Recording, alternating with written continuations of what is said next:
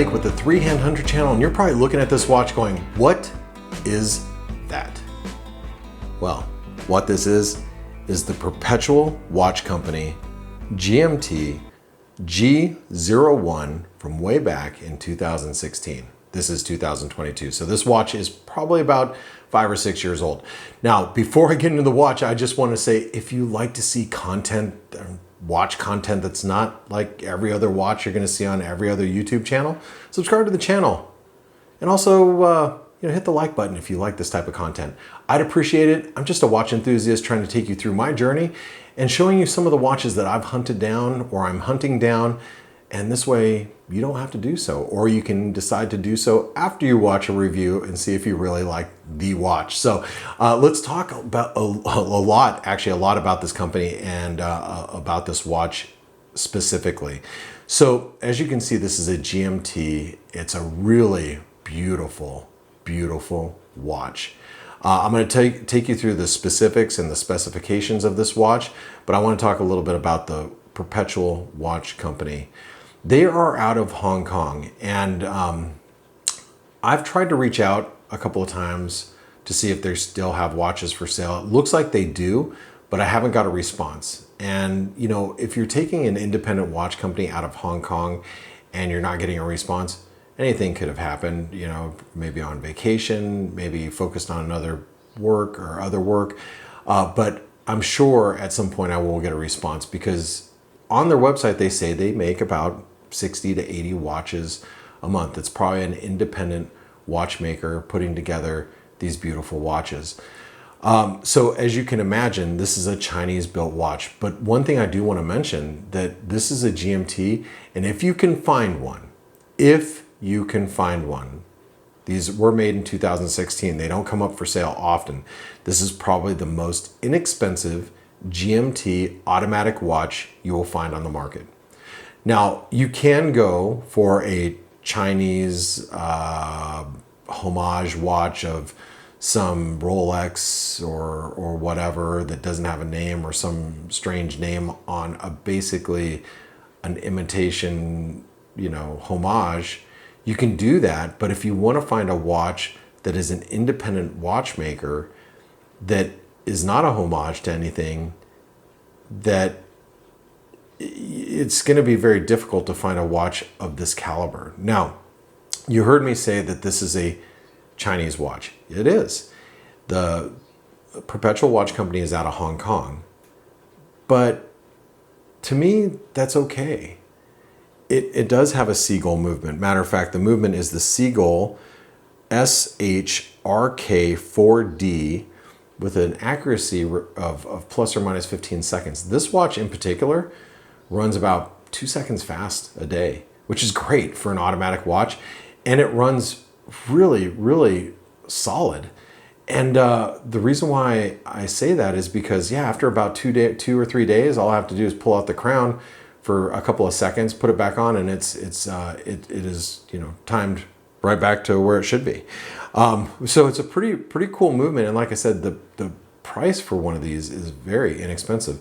They retailed on their website for, I think, $250 back around a few years ago. So if you can find these at very good prices, even nowadays.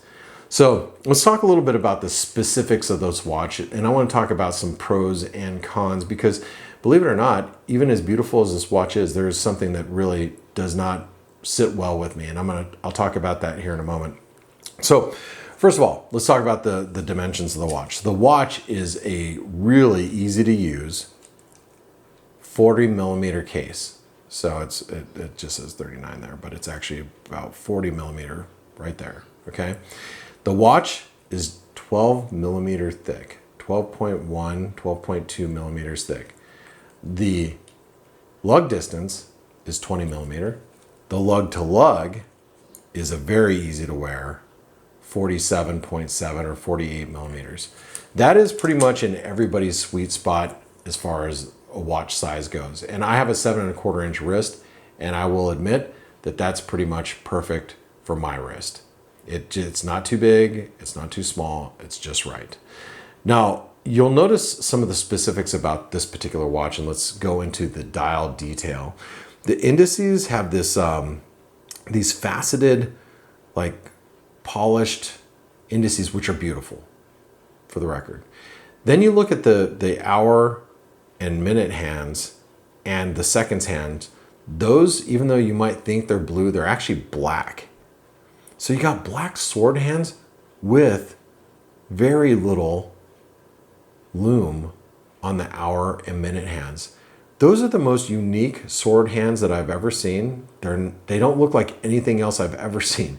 And because they're black on a white dial, the contrast makes this watch extremely legible. Now you'll see the GMT hand. That GMT hand, it is a skeletonized hand. That means that arrow, as it passes above the indices, you'll see it below the indices. It's see-through. Now, on the website, it said that is a blued hand. Now, I don't know if it's blued. To me, it looks like it's spray painted blue. But that's just me. I still think it's beautiful, but that's just me. Now, let's talk about the Seagull SHRK 4D movement. It's your run-of-the-mill GMT movement. So if you pull the crown all the way out, you can adjust the minute and the hour hands, and you'll notice as you advance the hand, it'll advance the GMT appropriately, right? Since the GMT is on a 24-hour scale, and so it takes 2 rotations around to move the GMT hand over, right? Okay, now if you adjust the time, then you put one. You go into the middle, lack of words right now. Use your words, Blake. The middle position, excuse me. If you move it forward, whoops, didn't do that quite. I was still all the way out. One position out, you move it forward. What you'll notice is you advance the date, excuse me, okay? If you wind it backwards, it'll advance the GMT. Now, the other thing to realize about the GMT hand is that when you're advancing the GMT hand, you're not advancing the date, which is nice. Makes it very easy to use when you're traveling. So if you're traveling and you're like, I just need to adjust the GMT, and it was midnight in London, which was 20 hours over here, and then now it's a different time because I got to wherever I got. You're not gonna mess up your date by doing that. Okay, and once you're finished adjusting that, just go ahead and press that in. The GMT will advance to the right position in the hour, and there you go. The case itself, some of the details here, and I want to point out because I want to point out some things that one thing that I'm specifically not a fan of. But let's talk a little bit about the case. You have this brush case, no drilled lug holes, signed crown, not a screw down crown, only 30 meters of water resistance. You can see the case back, polished, got the writing and the specifics about Perpetual Watch Company, stainless steel, 30 meters of water resistance. You see a little bit of perlage work on the rotor. Hey, that's nice that they went to that extent for this particular movement. And then what you're going to notice is I think the double step bezel. Rehout, here's where the problems are at. Now, take a really close look at that dial. You'll have a 24-hour outer dial for the GMT. You have your indices placed at every 5 minutes, but you will not see individual hash marks for each minute. And that is the problem with this watch. You can look at it and say it looks really clean, which it does. But when you're trying to set the time around in between the minute markers, the 5 minute markers, it gets a little messy. So, you might adjust the time and say, well, this is, let's see, it is 1:56, I think that's 56, or is that 56? No, this is 56. No, this is 56. No, that's 56. So it's easier to set the time when you're right at the top of the hour or within on a 5 minute marker, right? But you still get hacking, hand whiting, GMT function. Whoops, excuse me, I need to pull that out all the way out. I don't know why that, there we go.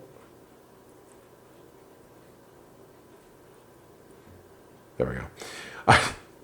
Sorry, I was like, did I pull that all the way out? The problem when you don't have a screw down crown, right? So so I pulled that all the way out. You have hacking, hand winding, and GMT function.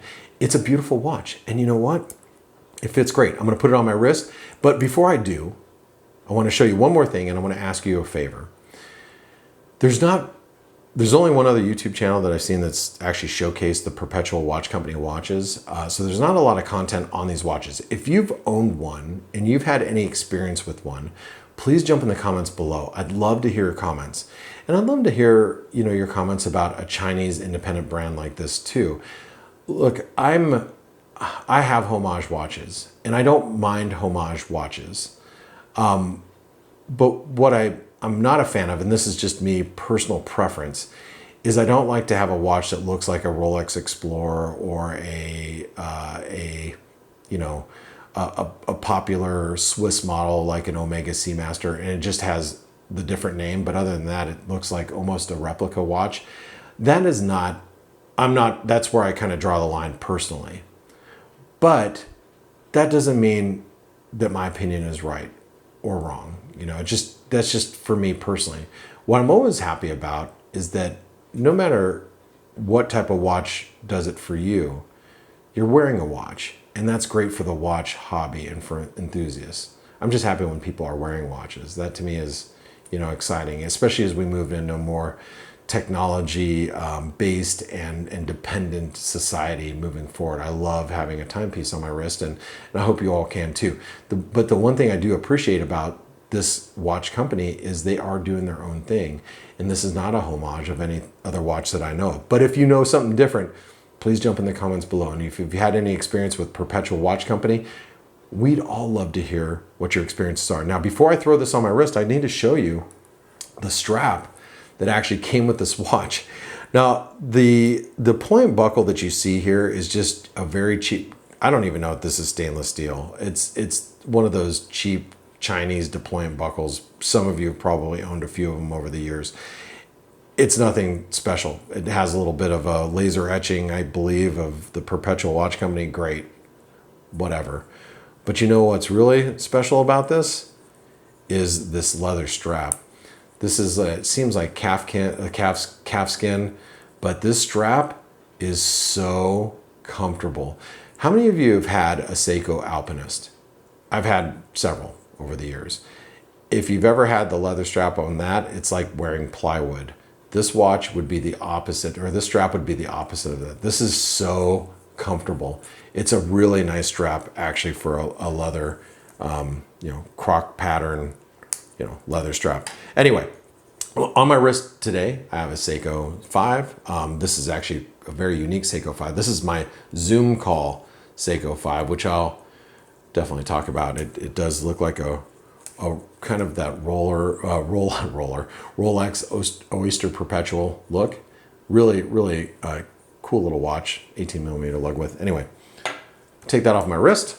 I'm gonna put this Perpetual Watch Company watch on my wrist. Now this is just a generic mesh bracelet that I think pairs really well with this watch. And as you can see on my 7¼ inch wrist, what a nice look. And it wears super well. And let me just say, if you have a shirt with a cuff, because it is 12mm thick, it fits under most cuffs. And if you have a professional job where you like to keep track on a second time zone because you have people in different time zones or in different countries that you work with, what a great little everyday watch. And it's beautiful. It's just the legibility. It's easy to read from afar, but if you want to get specific about exactly what minute it is going to be a little bit difficult without those minute hash marks. But other than that, the watch fits and wears great. Now, if you've made it this far, let me introduce myself. My name is Blake. I'm a bit of a watchaholic, And if you've made it this far, you might be a watchaholic too. So thanks for spending your time with me. I appreciate all your comments, and I want to thank you for that subscription and thumbs up that you're going to give me. I appreciate it. I'll see you all in the next